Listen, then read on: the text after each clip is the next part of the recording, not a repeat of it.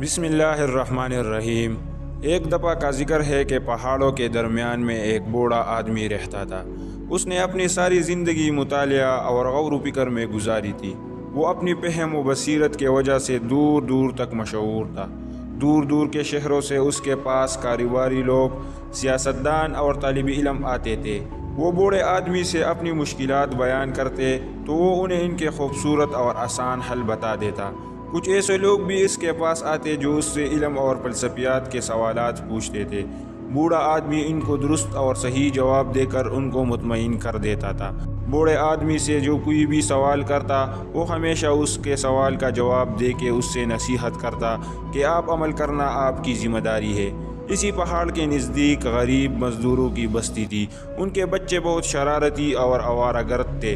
وہ شریر بچے اکثر کوئی نہ کوئی الٹا سیدھا سوال بوڑھے آدمی سے پوچھتے تھے جن کا بالکل صحیح اور درست جواب دیا جاتا تھا۔ ایک دن صبح بچوں کے سرغنہ نے اپنے ساتھیوں سے کہا، آؤ آج بوڑھے کو تنگ کرتے ہیں، آج وہ ہمارے سوال کا جواب نہ دے سکے گا۔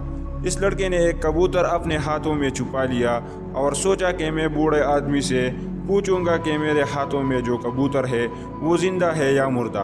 اگر بوڑھا کہے گا کہ کبوتر زندہ ہے تو میں ہاتھوں سے مسل کر کبوتر کو جان سے مار دوں گا، اور اگر اس نے کہا کہ کبوتر مردہ ہے تو میں زندہ کبوتر اس کو دکھا دوں گا۔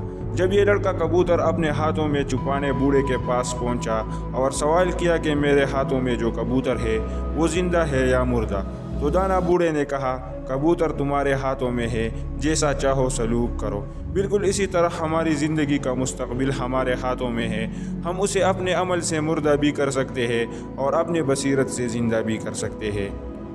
تو یہ تھی آج کی سٹوری۔ ملتے ہیں نیکسٹ ویڈیو میں، تب تک کے لیے مجھے دے دیجیے اجازت۔ اللہ حافظ۔